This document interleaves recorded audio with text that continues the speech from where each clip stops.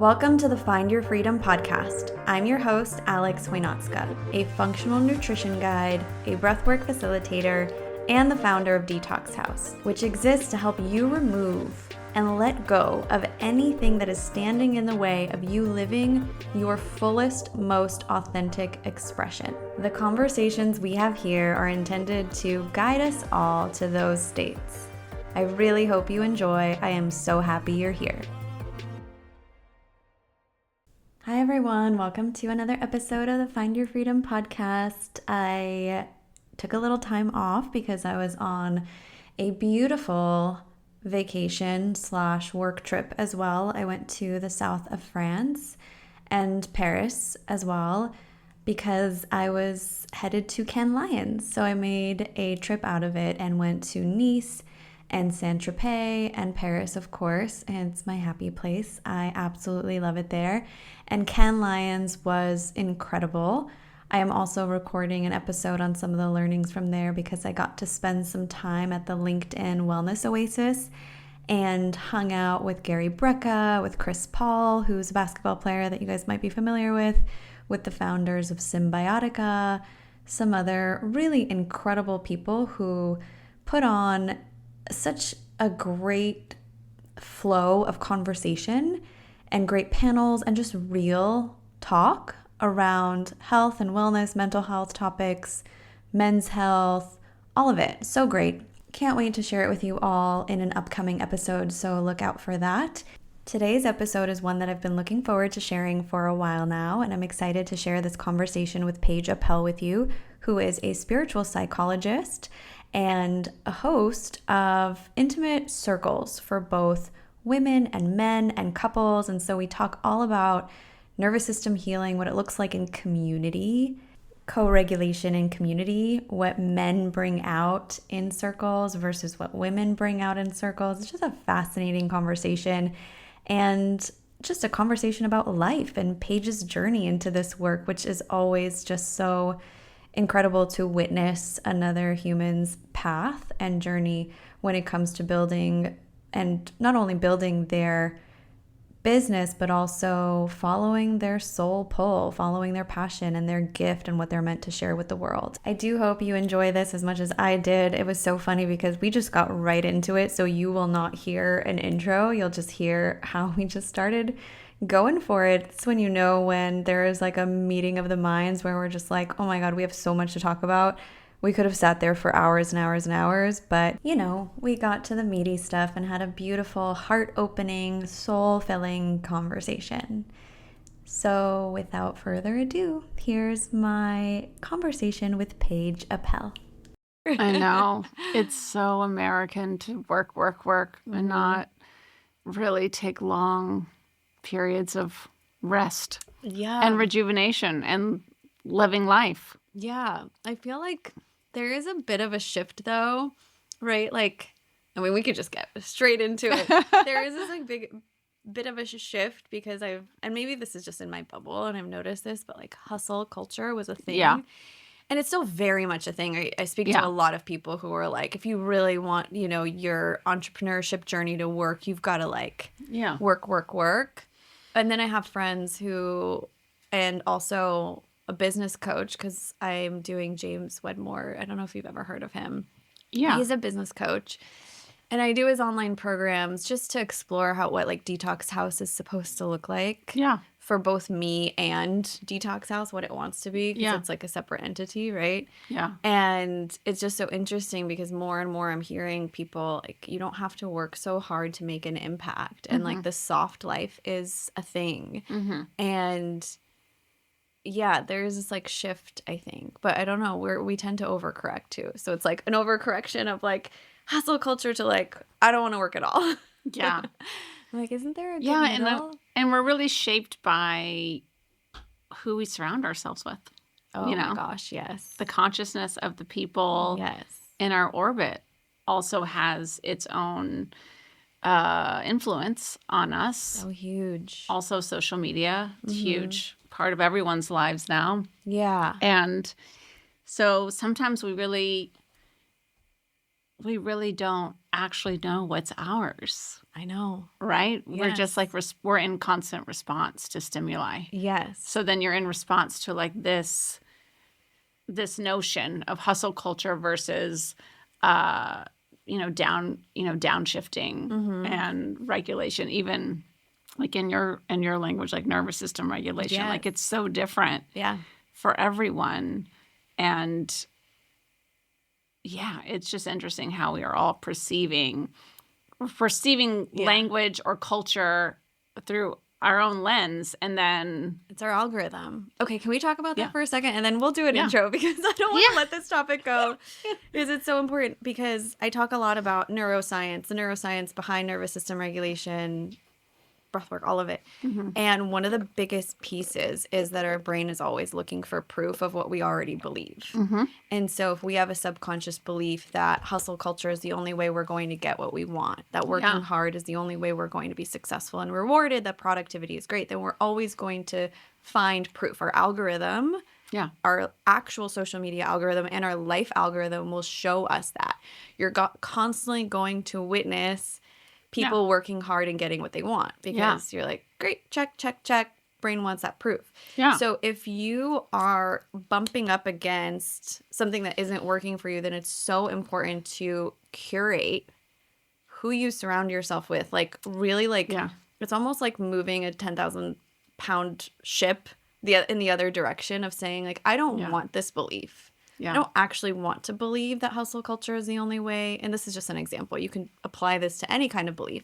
I don't want to believe that I have to work 80-hour weeks to actually make my business thrive and be happy. What I want to believe is that I can have balance. So therefore, I'm going to purposefully seek out people who have more balance in their lives. I'm going to spend more time with them, and I'm going to adjust my algorithm. I'm curious because you've curated a beautiful life for yourself. I mean, at least from what I've witnessed.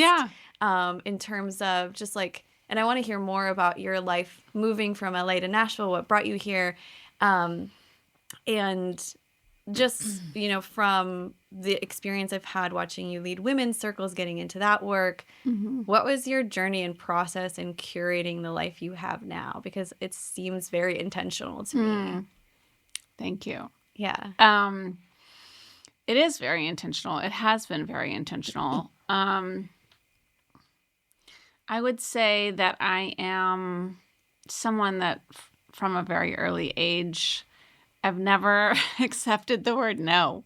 Okay, I want what I want. I go for what I want. So I think in that regard, there's always a blessing and a curse to every personality trait. Right? Did you learn that? Did you observe that? Or were you just like out of the womb?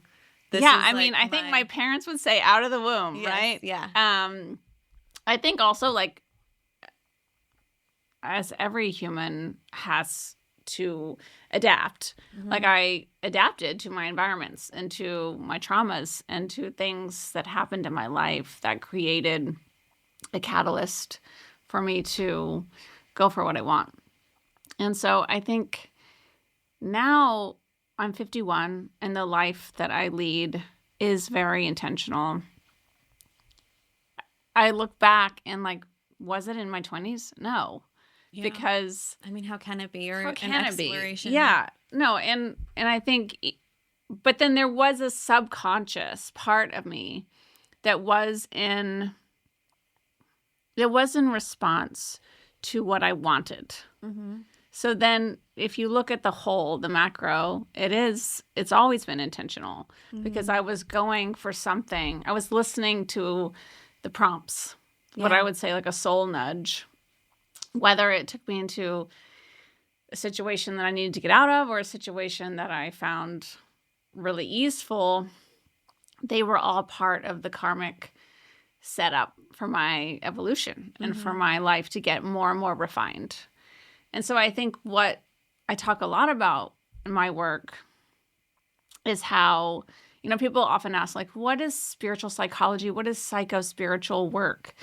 And I'm like, well, we're talking about, like, we're not just talking about, like, a cure or the symptom. We're talking about what is the deeper work of the immaterial stuff of your life, like the shadow, the soul, the karma, all these things. And so I think when I look back on that, I can see how my karma, cause and effect, that's just what karma means. Yeah.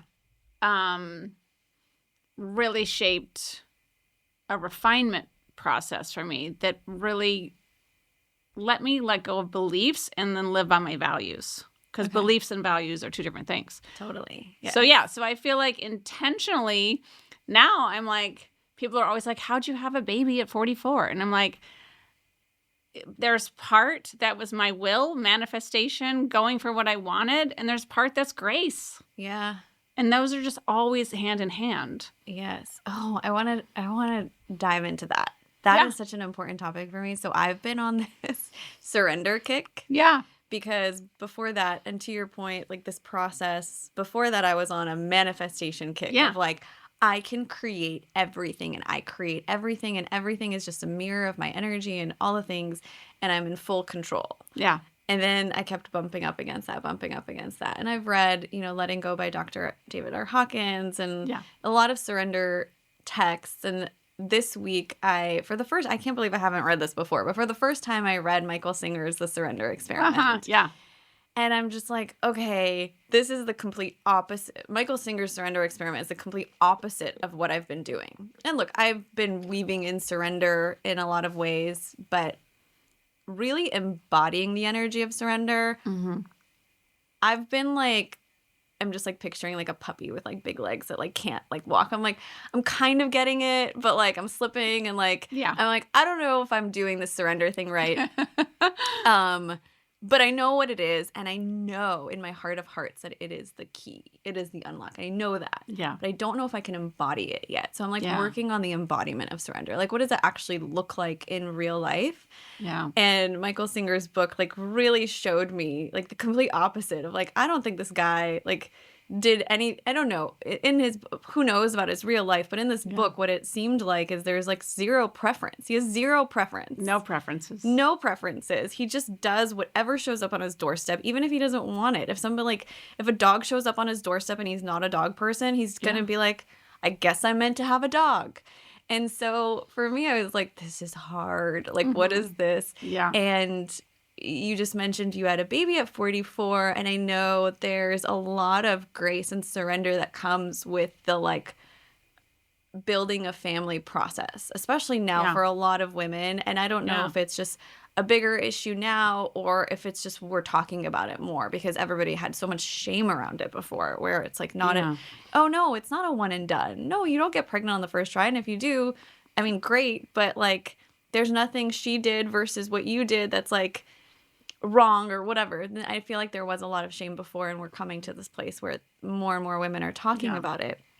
But I want a family one day, and I have friends who are in this process, and we're just like, how do you let go of the want? How do you move with grace? Yeah. And so when you said like it's intentional and there's also grace to it, I kind of am in this position right now where I'm like, okay, I like overcorrected. I went from like manifesting creation, everything, and I control everything, and that worked it does work. But then you bump up against things, and now I'm like, let me try this other part where I completely just like give in and see what happens. But I do think there's a balance. Yeah. Can you talk about the balance? Yeah. I think, how should I say this? I feel like we're all working with a different blueprint. Right? Like when we talk about, again, in spiritual language, like non-duality, like we're all one, and yet we're here, like Carl Jung's work is to individuate. Yes. Is to be on our own autonomous journey while holding the consciousness that we're all one. Yes. Which is very hard for people to grasp. And it's a esoteric concept that without a lot of practice and without a lot of like, real like internal work can just live in a notion, right? So I think it's the same thing with these words we're talking about, like surrender and manifestation. Like they're perceived differently by everyone. Like they're notions, they're ideas. And when you look to like the masters or the spiritual teachers that made sense, that makes sense to you, everyone, like Michael Singer. I love Michael Singer. He's one of my favorites. Yeah. But, I'll recommend things like his podcast or his books to people, and they're like, I can't get through this. It doesn't make sense. I couldn't get through Untethered Soul. Yeah. Like, Living Untethered is one of my favorite books. I've read it 3 times. Yeah. But, you listen to his podcast, and he's not here for the fluff. He's just like, get over it. Yeah. He's like, you either have a predicament or a preference. Yeah. Which one are you operating from? So I think when I think about it that way, like, okay, I have a predicament. I'm not getting pregnant. Yeah. I have a preference to get pregnant. Yeah. Right? And you hold both in the sense of like the duality that we all have within, the paradox of being human, is that we're in a constant state of meeting the friction of our preferences and the friction of our predicaments. Mm-hmm. So the practice is non-attachment. Yeah. Right? The practice is non-attachment because you can want it. You can want it, and you can place your attention there, and you can do the steps that the lateral world requires, whatever that is. Yeah. And how tightly you hold on to that preference either creates your suffering. Mm-hmm. It either creates a sense of like shame or why don't I get this, or entitlement. All kinds of things can come up depending on how tightly you're holding it. Yeah. Versus surrender, which I loved what you said about surrender, because it is actually an action. Yeah. It's a conscious action to surrender. And people often think it's like, I've just laid down and like let it all happen to me. And I think surrender is like just a flow state of being present. Yes. Like whatever the present moment hands you, you're like, okay, I didn't get pregnant. All right. Next. Yep. Yeah. Okay. I still want it. Yeah. I'm going to keep trying. Yeah. You just are kind of in this, I call it a catch and release. Yeah. I'm just constantly like catching myself in the preference, catching myself in the predicament, and then how much can I release? Can I let go? Yeah. Versus still tending to the desire. Question on this specifically. If you're reacting to the present moment and you're saying, okay, universe, you're showing me that like I keep trying to go in this door and this door keeps being locked. Yeah. At what point do you say maybe this door isn't for me? Yeah. Maybe having kids isn't for me if this isn't really working out. Yeah. And that's where I think intuition and soul pull comes in. Yeah. It's more so like, well, because you just said, well, I still want it. Mm-hmm. So what was your experience with that like? And it doesn't have to be having a baby, but anything else of like, how do you know when to like cut your losses? I've seen this in entrepreneurship too. I have this, I know of this person I went to business school with that they're like still trying to make this business work 10 years down the road. But in my world, I'm like, really? You're still doing that? Mm-hmm. But then at the same time, I'm like, but maybe he knows something I don't know. That's his journey. He has a unique blueprint. Yeah. And he really just like knows that there is going to be this one day where this just kind of hits that tipping point. Yeah. I think everyone's karmic journey is a mystery. Yeah. Really. I think some people, the desire isn't strong enough for some things, and it can pass through quickly. They can release it quickly. Some people grip tightly.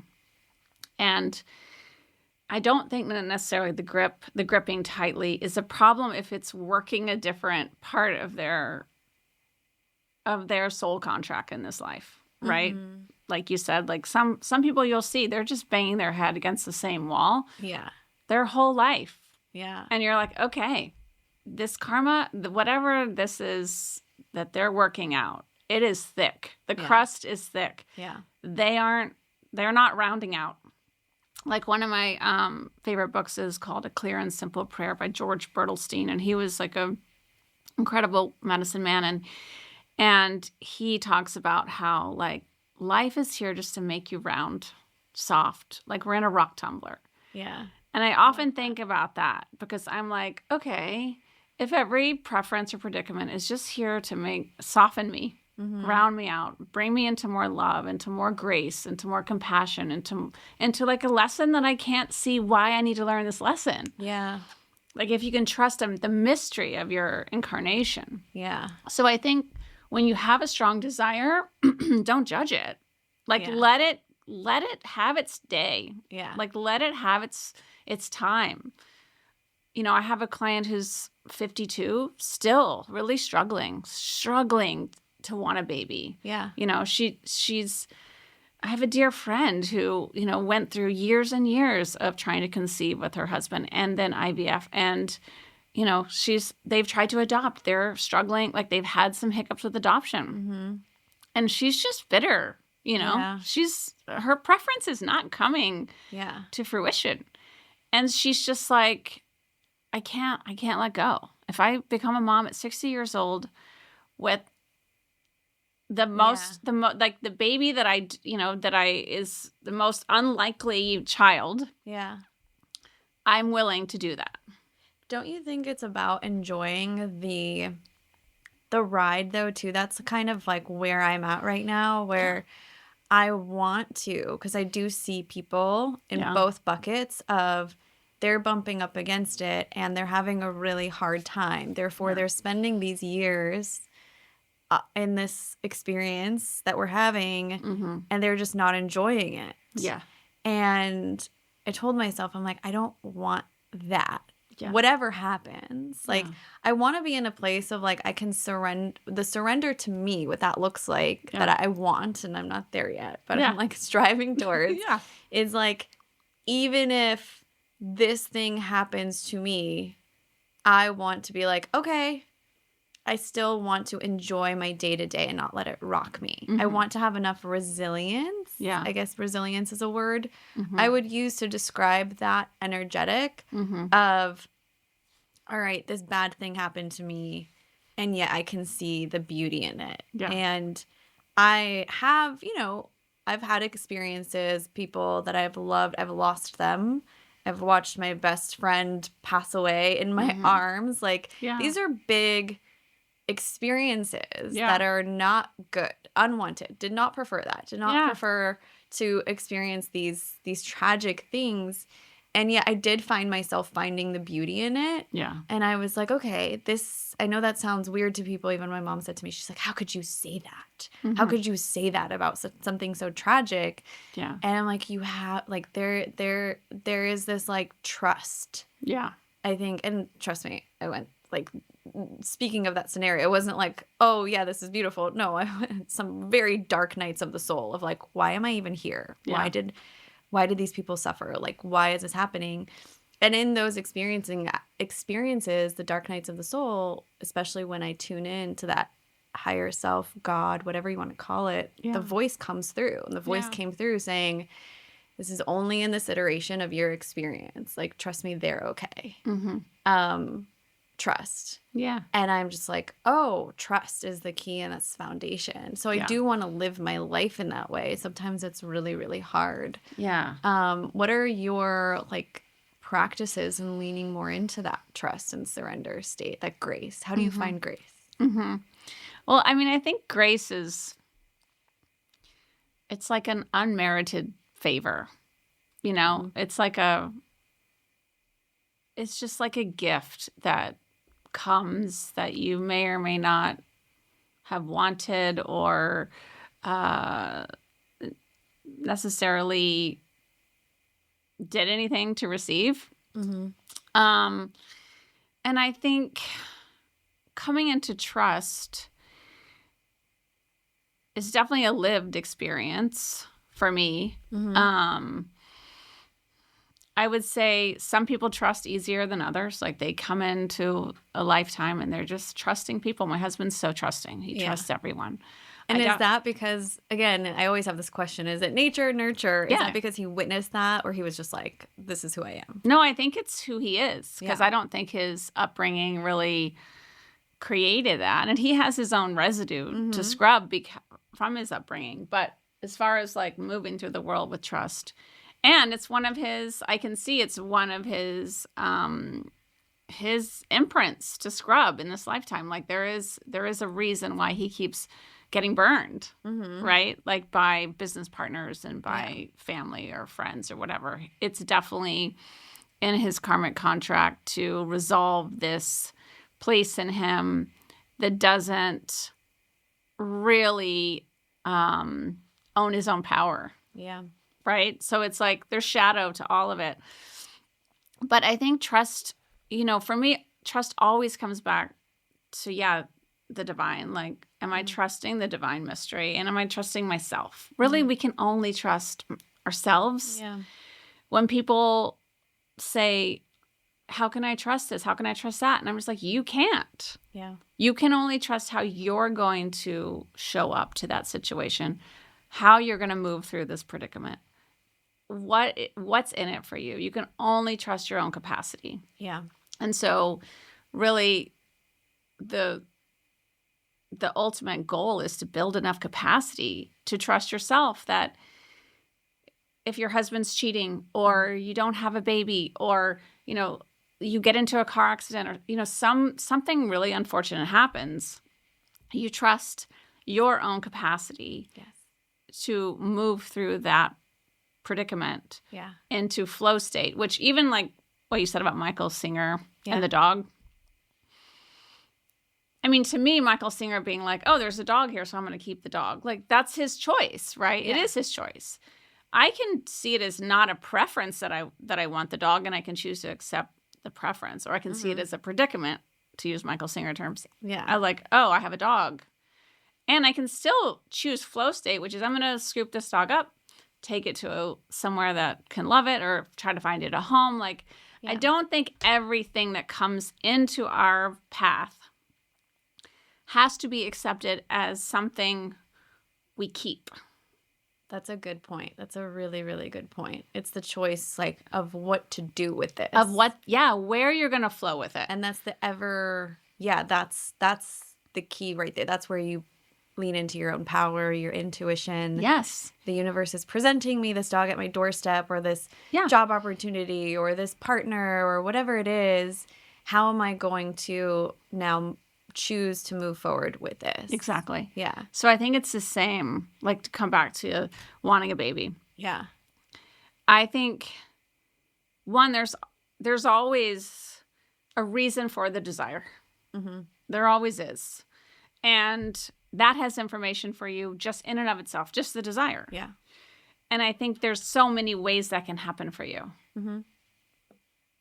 That's where the invitation for rounding out, for softening, for becoming more flexible, for, to come more into this awareness that, like, I want a family. Mm-hmm. Okay, let's go even bigger with that. Like, I want someone to love. Yeah. Like, when you can, like, really expand out, then you're refining what you're actually trying to call in. Yeah. Which is ultimately, like, this, which is more love, which is more like understanding, or, just more vital life force of the human experience, whatever that might be. Yes. Because then whenever you get that thing, it comes with its own challenges. Yeah. Right? Course, like, grass is always greener. Like, I love my children more than anything. Are they, like, do I always prefer them? No. It's hard work. Yeah. Same with my partner. And I think that's, a teaching in my lifetime is how to want something that also creates friction. Yeah. I would love to hear your story around how you, just going back to the beginning, I know you moved here from LA. Yeah. What was the impetus of moving to Nashville? What was the impetus of creating this life that you've created, studying psychology and doing what you're doing? Like, where did that all begin? Was there, like, an aha moment for all of this, or was it gradual? Definitely gradual. I don't think I live in aha moments. Yeah. I think I really look for glimmers, like small prompts. And then, I like to turn those over and be like, what's here? What's here? Yeah. We moved to Nashville. So my son, from my first marriage, he's 21. He goes to SCAD, Savannah College of Art and Design. Okay. And when he graduated high school, I'd been in LA 25 years. And Did you grow up in LA? No, I grew up in Texas. Oh, right. Yes. I grew up in Texas, moved to LA right after I dropped out of grad school, moved to LA. I've had a colorful journey. And my undergrad degree is in psychology and communications. But then I just jumped ship. Was like, I've always been kind of a rogue being. Like, I definitely don't want to play by anyone's rules. No. I feel that too. I get that. Yeah. I have that in me too. Yeah, totally. Which sometimes I'm like, am I doing this just to break the rules? Or is it my soul pull? And I'm like, I don't care. I'm just going to do it. Yeah. And I think it can be both, right? Yeah. Like, I think there's a part of me that's definitely rebellious because of a very contained narrative of my upbringing. Yeah, same. There was very much that imprint. I think it's both blueprint and imprint. Like, I can't nature, nurture. Yes. But can I interject and ask you what your sun, moon, and rising are? Capricorn. No way. Yes. Wait, that's so like interesting because Capricorn is usually so like rooted and stable and practical. And so the fact that you were like, I'm just going to quit grad school, that's so un-Capricorn of you. Yes. Well, and the funny thing is that, you know, knowing a little bit about astrology, like my Mercury and Venus are both in Aquarius. Oh, okay. So there's lots of other, like those... my sun, moon, and rising all being in Capricorn and being really like grounded in earth, which I do have. Like, I am a very grounded being and I am very earthy. Those are the only earth signs in my chart. Like the rest are all, it's all a lot of water, air, fire. And I think, so yes, when people see me, they're like, oh, I think that those three, like the Capricorns, the Capricorns in me have definitely been why I'm so entrepreneurial. Yeah.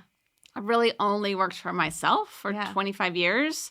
I am really smart about certain business. You're very practical. Yes. I can really cut through the weeds. Yes. But then I'm also like a cut and run, runaway bride, mysterious, aloof. Like sometimes you get me, sometimes you don't. Like there is a lot of, you know, other energies that flow through. So you cut and ran from grad school. What was that decision like? Did you have to, I don't know, I think about my own journey. I went to grad school too because it was I was told that that's what you do. Yeah. In that time, I was in my 20s. And so I feel like I would have had such a hard time telling my family I'm quitting this. They would have been so like, what? Yeah. You can't do that. So did you go through any of that? Well, I had just started at University of Texas in the rhetoric and composition department, and I was working there before I was going to go to grad school. And I got attacked by a homeless man. Oh, wow. In my office. Sorry. Oh, it's okay. Yeah. But it was, you know, before that, I had called off an engagement from my college sweetheart, moved to Austin, gotten, you know, involved in another romantic relationship, was going to go to grad school, started like down that path at UT, got attacked by this homeless man. And again, kind of just like in response to this different stimuli of my life, I was like, yeah, no, I'm not going back to that campus. Like, I didn't even understand. No one was there helping me through that trauma. Yeah. No one even had capacity there, you know. Yeah.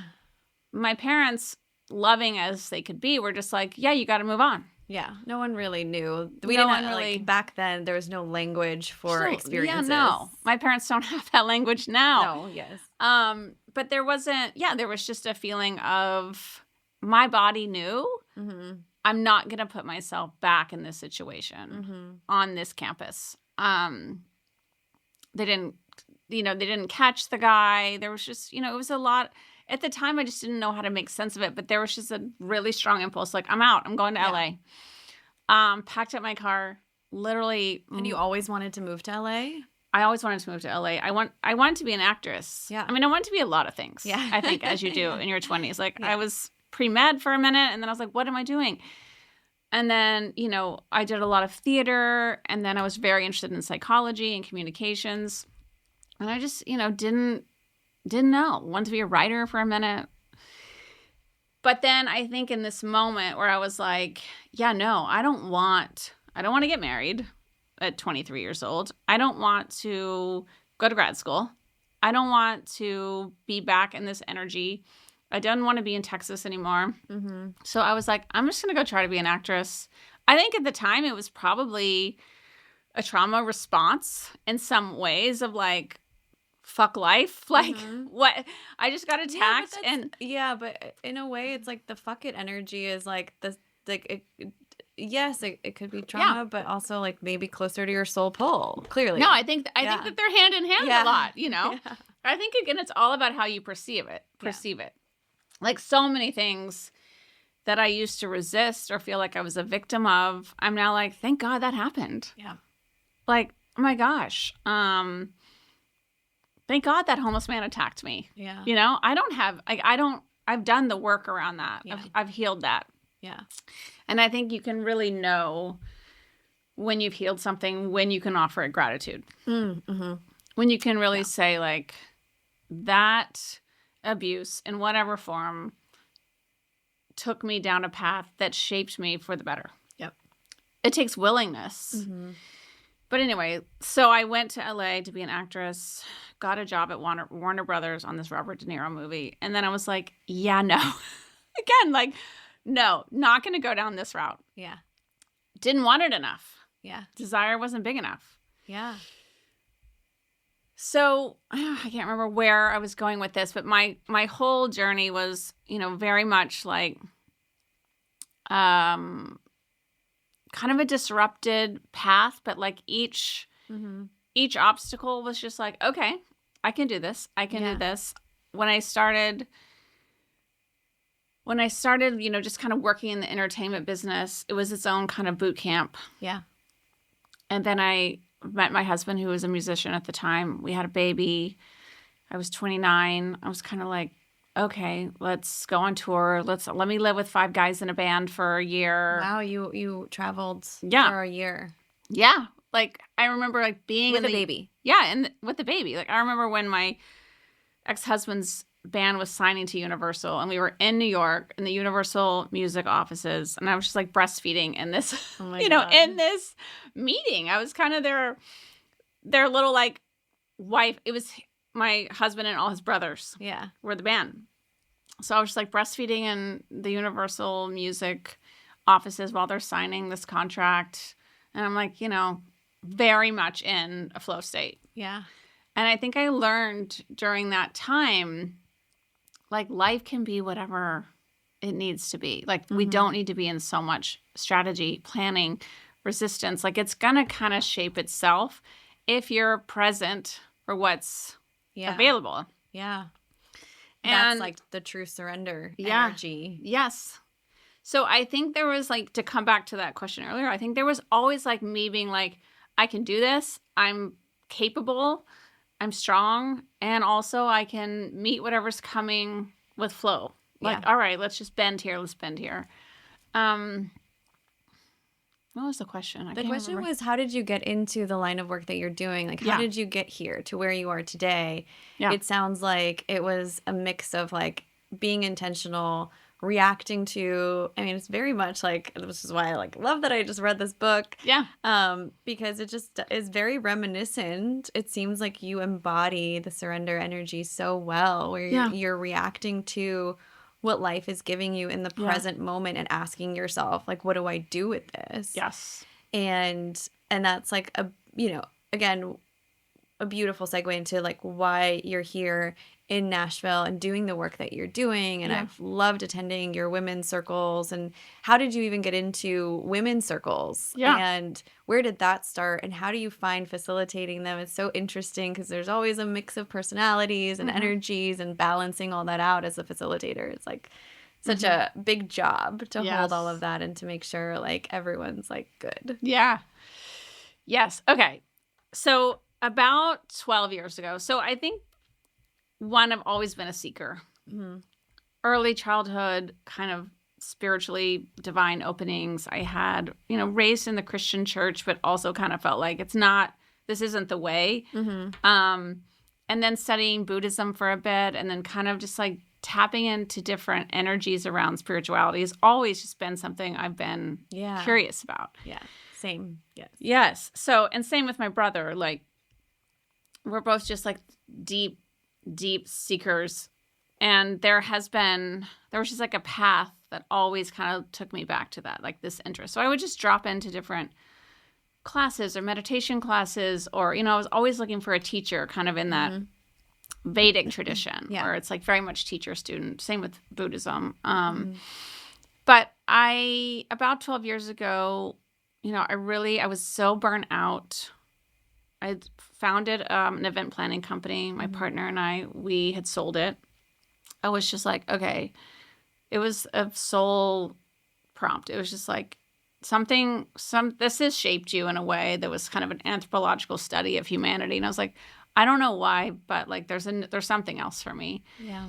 And I just started like coming back really to remembering that seeker part of me that wanted really to get back into, and I don't know if back into is the word, but like coming back to that desire for psychology and like the relational field and why we're here. Like, what are we doing on earth? Who are we? Like, what is a soul? What is this all about? And so I started going on retreats with one of my teachers in Taos, New Mexico. Okay. And again, she just she fell in my lap. My brother lives in Taos, New Mexico, and I went to see him, and I was, in that kind of dark night of the soul. And he was like, you should go see Jan. Like, she's like a local, teacher, shaman, and like just have a session with her. And I went to see her, and she was just like, I was like, oh my gosh, like, where have you been all my life? Yeah. And can I come on retreat? Can I bring people to you on retreat? And so we started retreating a lot. And everyone's always, confused about what that word means. But it's not plant medicine. It's nothing. It's literally circles. Yeah. It's like circles and intuitive work, some meditation, some chanting. And she works in all lineages. She's just like, what lineage are you bringing? Are you Jewish? Are you Christian? Are you Buddhist? Are you atheist? Are you pagan? Like, she can meet you wherever you are. Yeah. And so it was like the most, it's the only place I wanted to be. I was like, when can I go back? When can I retreat for 4 days? When can I be with you? Like, I just got really attached to that. And that showed me, coming back to the desire and the preference, I was like, this is what my life's work is. This is why I've gone through all the muck. Yeah. This is why I've gone through 2 divorces and 3 different careers and being attacked and childhood abuse, like all kinds of things. I was like, okay, I get it now. Yeah. Like, so then I just really sunk into the power of circle and learned so much from her. Witnessed just incredible things that happen in the relational field of circle, and started seeking more information, getting taught by other teachers, taking more classes, opened my own space in LA called Riverbank, which was, a spiritual wellness center. Beautiful. Where was it? It was in Mid-City on Pico. Okay. Yeah. And so I had that, and I loved it. And it was still there when we moved to Nashville. Yeah. But it was very difficult to run it from here. Yeah. But we moved to Nashville because we were just done with LA. My son had graduated. We had a 4-year-old daughter. We're like, do we want like a calmer life somewhere? Yeah. And so, isn't it funny how Nashville's kind of becoming like LA then? You're like, wait, why is it following me? Yes. I mean, there's so many similarities and then so many differences. Yes. But yeah, we just decided to follow the call. My husband got a job here, and I still go back and forth. I have so many clients in LA, and I do circles in LA. But facilitating circles has been a very illuminating process, and it is such an incredible container, as you've seen probably sitting in it yourself. But what I always find fascinating is that as a facilitator, my job is to really hold the soft structure of how we're going to move through this with, sacred intention and emotional safety, which I don't even love that word safety because we all can feel unsafe and not be unsafe. Right. Holding a space where I'm making sure the energy doesn't get, out of hand. Out of hand, yes. And also at the same time, letting people each be in the energy that could be uncomfortable for them. Yeah. And so many women are so resistant to it. They're so afraid to come to circle. Oh, they're resistant to come to circle. Yeah. Interesting. I wonder if the resistance is, I've heard this from people with breath work too, and I've kind of gotten to this place where I'm like, I think I know what you're feeling, but I can't know because I'm not in your body. But I wonder if this resistance comes from this place of like, I don't actually want to see myself because everyone in the circle might be mirroring something back to me, and I don't want to see myself, and I don't want to be put on the spot, and I don't want to share, and I just like don't want to go there, which is like, and you have to meet people where if they don't want to go there, they don't want to go there. The whole goal of providing women's circles or what I do with breath work is like, it's here if you want to go there. Yeah. And I promise going there doesn't have to be so painful. It can be blissful. And as long as there's good people holding you. And that's like what women's circles are. Co-regulation. Yes. Held in discomfort. Yeah. Like, this is uncomfortable. Totally. Women's circles are uncomfortable and so rewarding. Cold plunges are uncomfortable. Breath work is uncomfortable. Yeah. But you get to be held. Absolutely. Beautifully held in that discomfort. Yeah.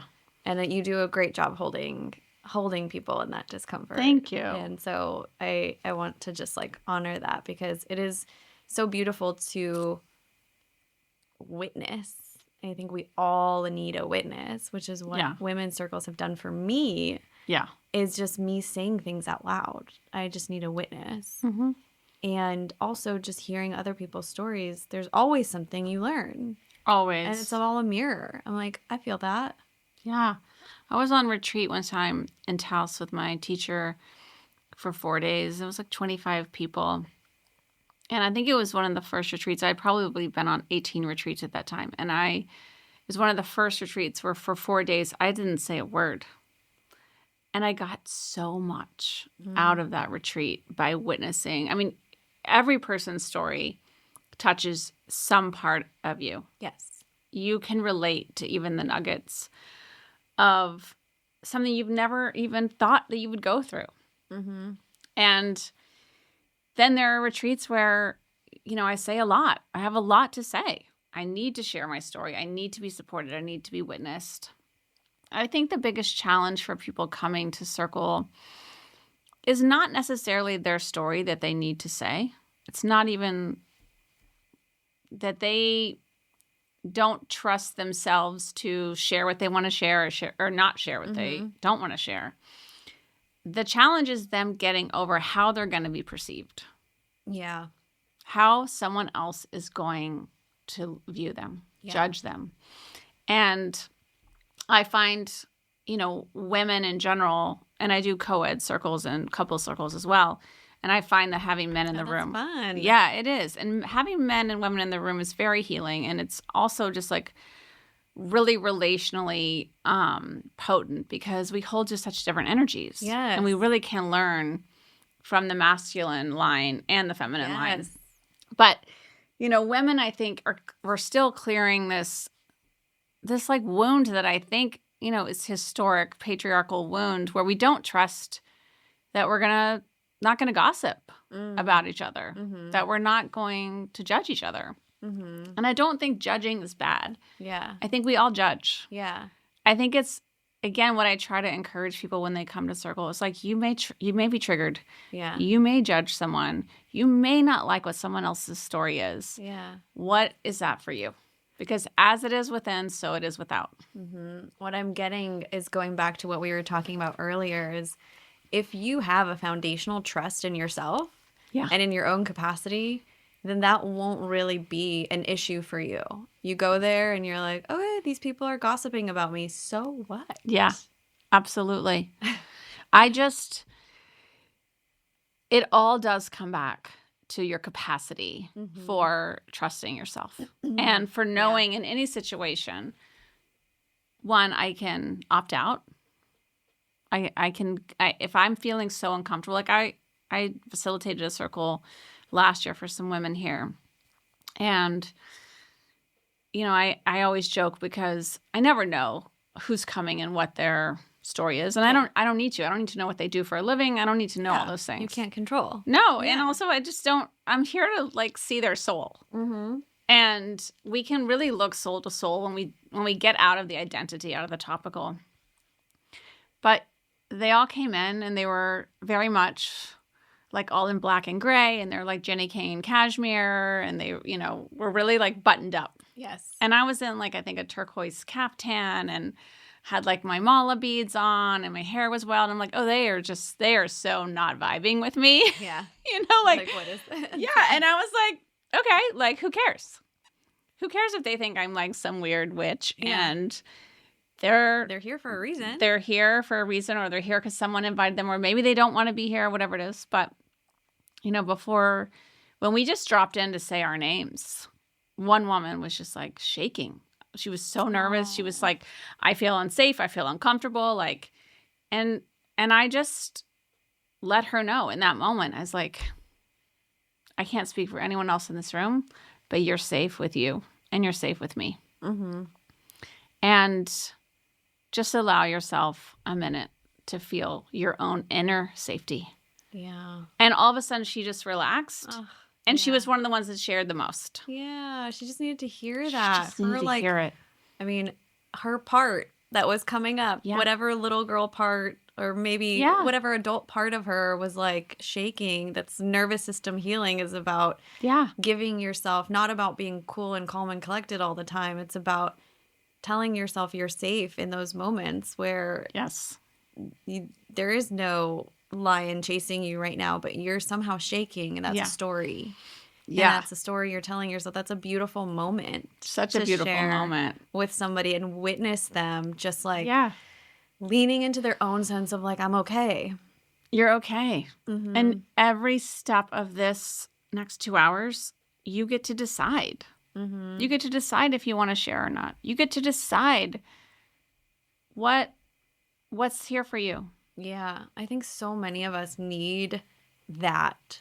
The you're okay. Mm-hmm. I see that when I guide cold plunges, and I, when I see people who are just absolutely shaking, and I don't cold plunge in an extreme way where it's 35 degrees. Absolutely not. It's 55. Mm-hmm. It's not cold enough to give you hypothermia or make you shake that way. The shaking is happening because you don't feel safe. And when they finally get to that place where I like lock eyes with them and I'm like, you're okay. And seeing that, witnessing the same thing you witness in that women's circle of like, oh my God, yes. And it's not about us. It's about them of like, do you know you can trust yourself? Yeah. The trusting yourself is so huge. And trusting your body. Yeah. Your body knows more than your mind. Mm-hmm. It's why I see people all the time that have had 20 years of talk therapy, and they're like, I'm still hooked. And I'm like, you haven't rewired the body. Yeah, it's in your body. Yeah. And trusting your body to shake and trusting your body to cry. Like crying is burning off something so something truer can live. Mm-hmm. Like it is we're all meant to cry. Yes. And as many times as you need to cry in life over whatever the preferences you're not getting, or whatever harm was done to you, or whatever discomfort you're feeling. Shaking. Like sometimes in a circle, someone will speak and you can just feel their throat is locked down, and they just they're really worried about how this story is going to get perceived. They're worried about finding their own voice. And I'm like, let's just stop. Let's just all scream right now. Let's all just like let out a roar. And then we do it, and everyone's like, can we do it again? Yeah, it's a good release of energy. Yes. Yeah. And I think that's the beauty of women's circles. I mean, co-ed circle, whatever circle. Yeah. I want to hear more about the couples and where you bring the men into and how different that is. I find it so fascinating. But because I've only really ever been a part of women's circles, but just like giving people a voice of like, I just need to get this out. Because so many women, specifically women, have thyroid issues, have voice issues, have like the energy is stuck here in your throat because you have never voiced your preference, you've never voiced your your needs or whatever it is. Who cares? Like whatever that is that you needed to say out loud. Yeah. I love this, like this is such a tangent, but in Joshua Tree there is the I forget what it's called, but it's a sound. The Integratron. The Integratron, yeah. Yeah, and there's that place in the middle where you can say something and no one it's structured in a way where no one will hear you. Yeah. And it's so freeing to be able to just say something but feel safe saying it out loud. Mm-hmm. And like just admitting something. And it doesn't have to be truth either. Mm-hmm. That's what a lot of people, I think, I'm curious your thoughts on this, but sometimes I just want to say something that I'm like, I don't know if this is true, but if I say it out loud, maybe I'll know if it's true. Like, mm-hmm. I hate my job. Yeah. Or I'm not happy in my relationship. Yeah. Some people are so afraid to say that because they're like, what if that means I have to make these massive life choices that I'm not ready for? Yeah. But maybe you don't. Maybe you just have to say it out loud and then you're like, wait, no, I actually do like my partner. Or like, mm-hmm. my job's not that bad. Because once you say it out loud, it just like leaves your body and you're not repressing it. I'm so curious what you think about like just like getting it out. Yeah. Oh, no. I love that, Alex. I mean, I think so much is alchemized just by speaking it. Mm-hmm. And it doesn't mean that's the path you're going. Like I can absolutely say in a circle, I hate my husband today. Mm-hmm. Doesn't mean I want to divorce him. Doesn't mean I hate him when the circle's over. Yeah. It probably means I love him more. Yeah. I think there's so much to the honesty of the present moment. Yes. And being in what I call the practice of just releasing residue, like scrubbing the parts of yourself that need to be sorted out. Yeah. And when you're in a space where people can witness it, and whether or not they judge you or not, again, that's a different part of your work, but it's information for you and probably information for someone else in the room mm-hmm. that might take them in a different direction. Like you speaking in a circle, I hate my job, could make me go, I really love my job.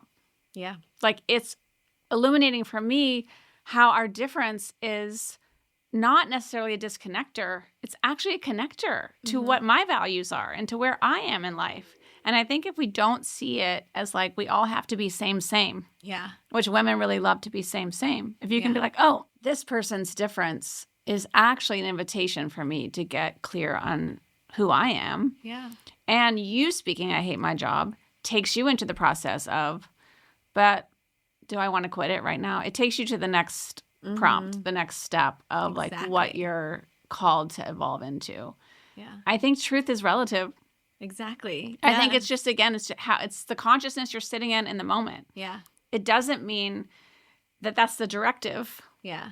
It's the feeling of the moment. And like, this is where I'm at. I don't know what it means. And just honor it. Honor it. Yeah. But when we don't, it gets so suppressed. Mm-hmm. It gets sublimated. It comes out sideways. We're all living in dysregulation. We're living in anger. We're living in, like a throat chakra shutdown. Mm-hmm. Again, something that women, we have to historically purify mm-hmm. through the patriarchal conditioning, through silencing still going on by men mm-hmm. and even by women. Like we're in a container of like, the more we activate our inner authority, our sovereignty, our power, the more it actually gives someone else to sift through their own stuff. Yep.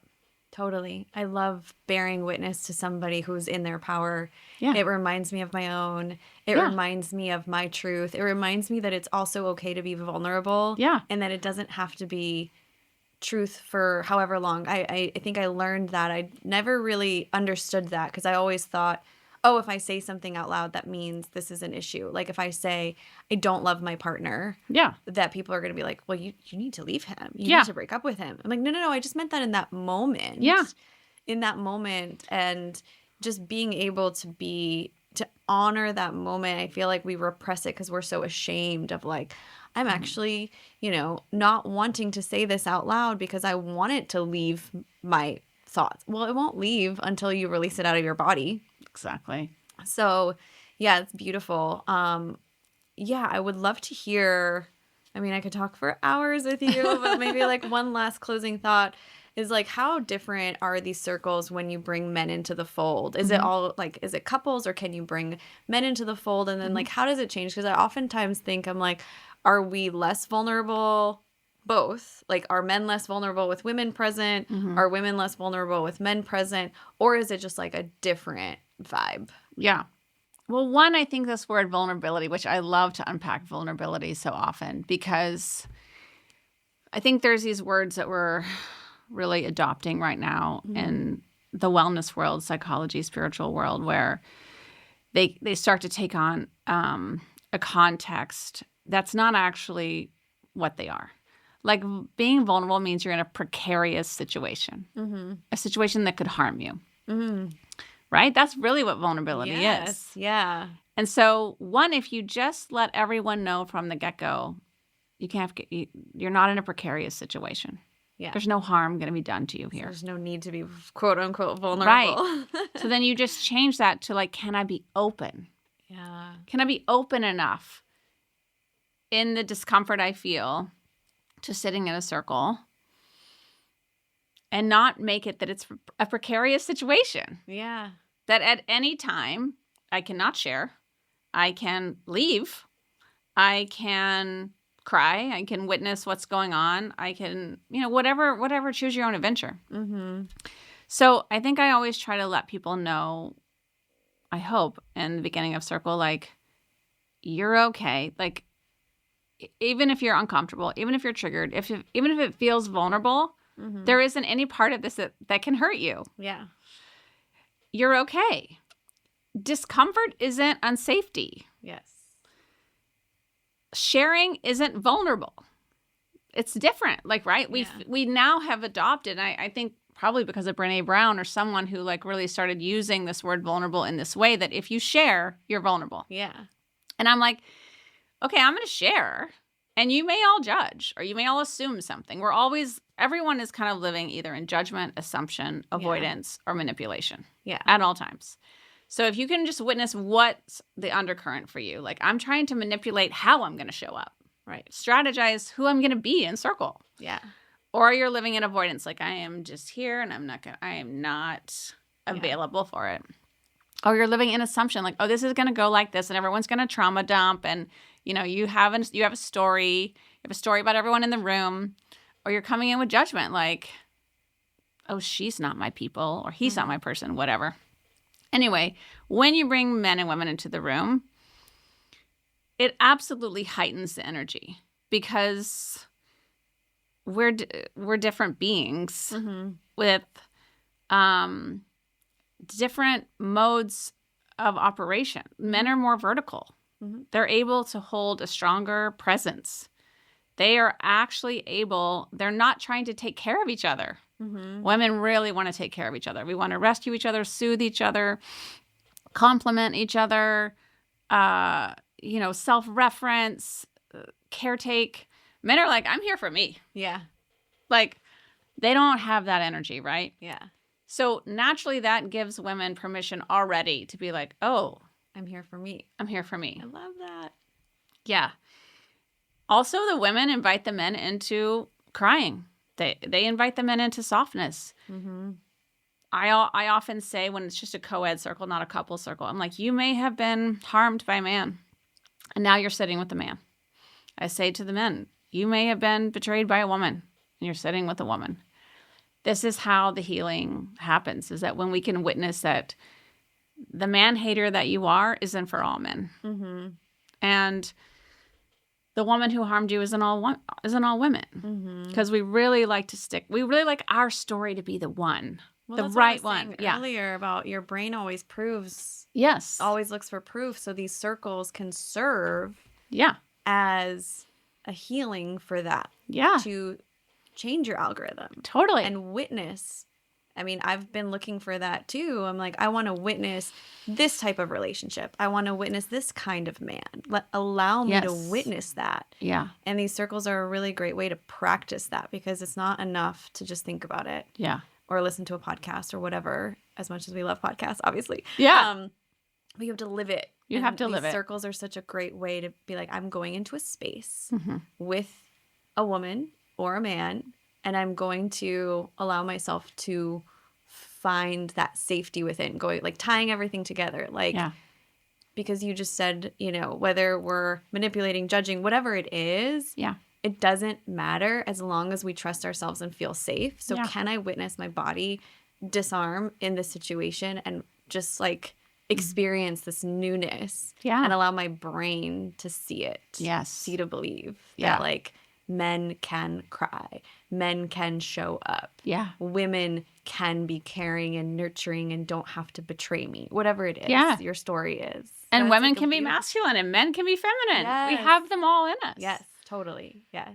And I think that's also a permission in these circles is to be like, you know what? I can be strong. I think a lot of times with women in a circle, like everyone wants to talk really soft. Yeah. And they want to be like kind of sweet and demure. Yeah. And a man will bring in a power where then the woman's like, oh, I get to be angry too. Yeah. You know, I get to like hold my spine straight and my heart soft. I always say like strong spine, soft heart. Yeah.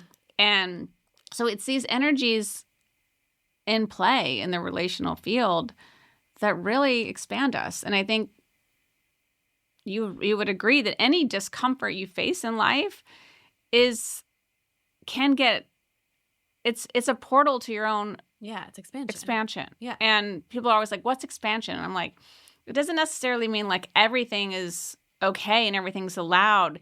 It's like your capacity to be with all that life brings you. You aren't going to bypass your way out of predicaments and pain. We're meant to feel pain. We're meant to feel discomfort. It's where is it taking you? Yeah. And so in these circles, and different with couples, because couples, we're really talking about the relationship. Right. All of it just has such incredible, I think, I don't know if you were at that one circle, but there was a therapist in the circle and she was like, this one circle was like 4 months of therapy for me. Like group work, because you are in a relational field of so many different stories and you're learning energetic attunement for yourself and for others. You're having to, I call my circles reflection circles because I'm like, you're reflecting inward and you're reflecting outward. Yeah. Everything in this circle is a mirror. Yeah.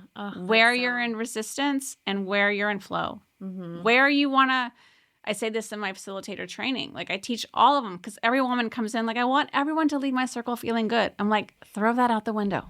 Yeah. If you're attached to someone feeling so great, which by the way, people always leave feeling great. Yeah. But if you're attached to that, your ego's running the show. Yeah, I've definitely experienced that with breath work. I'm like, I want everybody to have a moment. Yeah. And if they just don't have like something intense happen, then I didn't do my job. I'm like, wait, no, that's not about that. Yeah. It's not about that at all. It's just about, no, it's everyone's on their own journey. Everyone's on their own journey. And the more you do it, the more you're in the practice of it, the more you see that each time there's something for you. There's something for you. Even if you leave uncomfortable, even if you leave triggered by someone, even if you're judging someone, even if someone's story is just staying with you, you're like, why is this story staying with me? Oh, yeah. Well, whatever it might be, it's just different than one-on-ones. Yeah, it's totally different. It's such a beautiful moment just now because I talked about earlier how like, yes, I've been through some hard things and I watched my best friend pass and die. She was a psychologist. She was a therapist. And she did one-on-one couples therapy. She was a sex therapist. Yeah. And I remember before she passed, we were going to collaborate on Detox House together. Why it's such a big mission for me. And one of her biggest things was like, what's missing in my practice is group work. Yeah. And she was so passionate about that. Yes. And it was like one of her like, she just wanted to switch the couples therapy that she did one-on-one. She's like, no, we need to do this in group. We need to do the one-on-one therapy in group. And there's a time and place for everything, but this is why I think circles are so powerful. The group is so powerful. We heal in community. Yeah. We just do. And so I think it's just such a beautiful We're thing. wired for connection. Yeah. We are wired for relationship, for interdependence, whatever that looks like. And where do we get harmed in life? Through relationships. Yeah. Like, so it's a constant healing. It's a constant coming back to it of like, my father abused me. Now I'm sitting with the man in circle. He's an abuser. Whatever it is. Like, that's the story. Yeah. Oh, my best friend left me, betrayed me. Now I'm sitting with the woman that I think could be my best friend. Whatever it is. It's like, you can't avoid the discomfort of the relational field. Yeah. And group work. Yeah. And I have many therapists who are my clients that have done my facilitator training because they're like, this is missing. I have another woman who's, really involved in AA, and she's like, this reflection practice is missing in AA. Like, they all are like, this is what's missing, because it is so powerful in those 2 hours. Mm-hmm. And I think also the power is why people are resistant to coming. Like, there's so many women I've met in the last 2 years, even friends here in Nashville, come to Circle, and they're like, oh yeah, I can't. Next one. And I'm like, it's okay. Yeah. Like, I can feel that you're afraid to be seen. Yeah. And be seen by, like, people love to say that, right? Like, I want to be seen. Yeah. Do you want to be seen for your muck? Yeah. For your shadow, for the parts of you that are not perfect, for the parts of you that aren't formed, that aren't. And that's, I think, where we have to get comfortable with being seen. Can I be seen for my darkness as well as my light? Yes. What keeps coming to me, too, and I just have to repeat this because it's a big lesson for me, it keeps coming back to trusting yourself. Yeah. Like, truly, because I'm like, oh, if there was the whole boundaries thing, right? And the resistance to, like, oh, I have to protect my energy. Mm-hmm. I've got to protect my energy. I've got to really be mindful of who I surround myself with, which is totally true. Mm-hmm. But that's true of, like, the 8 people you surround yourself with on a day-to-day. Like, I feel like if you trusted yourself enough to, like, put yourself in these, situations where you're like, no, I can, like, be with all sorts of energies and still trust that I come back to myself. Yeah. Because you're still relying on, I don't know if I'm articulating this correctly, but, like, in those moments of resisting certain relationship dynamics, you're still afraid of what the other person can do to you. 100%. And if you were in full trust of yourself, yes, that would not be a fear. You wouldn't even think about it. No. It would just be like, yeah, whatever. I truly, I love that. Yeah. Because really that is everyone's biggest obstacle is fear of what can happen. Mm-hmm. And even the people that I'm around in my life that are harmful, I don't shy away. Mm-hmm. I can trust myself that if I need to go, fuck off, or like, no, I can do it. Yeah. I have enough inner awareness and enough capacity with myself that I can attune to how I'm going to move through this moment. Mm-hmm. I don't need to know so much information.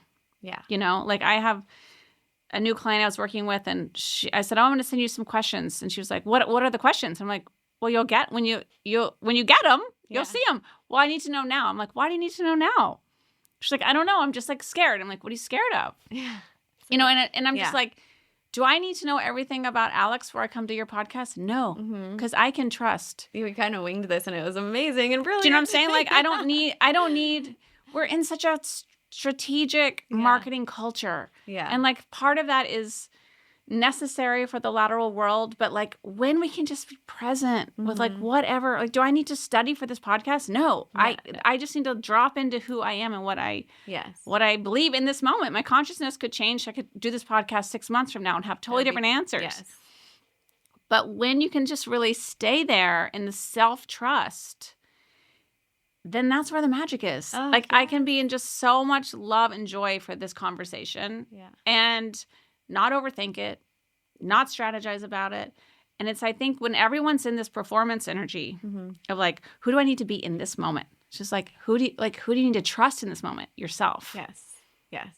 Self-trust. Oh, that is, like, the name of the game. I think that's the, just finishing us off, the surrender experiment, the grace, all of it kind of comes back to trusting yourself. Yeah. Because then you can show up to what life has to offer, even if it's bad.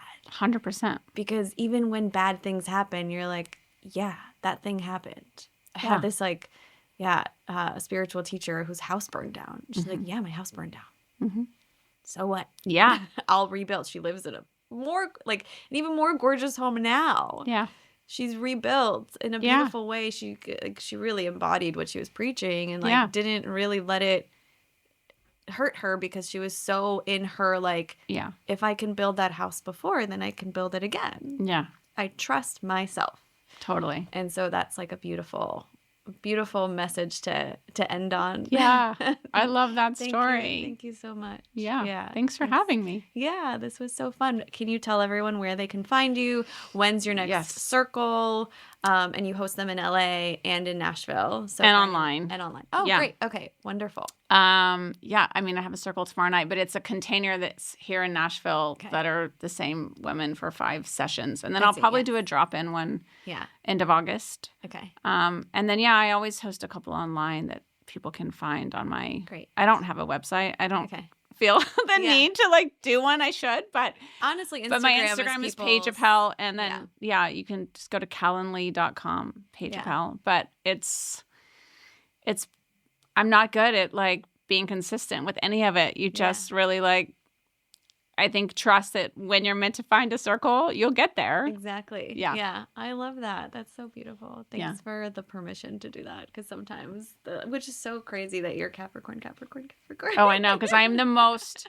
I look at other Capricorn business mentors and online people, and I'm like, oh yeah, they have it dialed in. I so don't. I'm so inconsistent. My Paige Appel is very. It's my family life, my personal life, and my work. But that's beautiful, and that's the lesson I'm learning now too, which is just follow the flow. Follow the flow. Yeah. I mean, really, it won't lead you in a bad direction. It won't. I mean, I have a thriving practice. I don't need, there's moments where I'm like, oh, I should do more reels, or I should tell people what I do more, or whatever. And then I'm like, I can't answer the texts that I have of people who want a session, which is I'm so grateful for. Yeah. And also I'm like, I want some free time. Yeah. I don't want to be in the hustle energy. I want some spaciousness around my life to make my ordinary days lovely. That's beautiful. Yeah. That's where the creativity happens. Yeah. Yeah. Totally. I love that. Thank you so much. Thanks for having me, love. Yeah.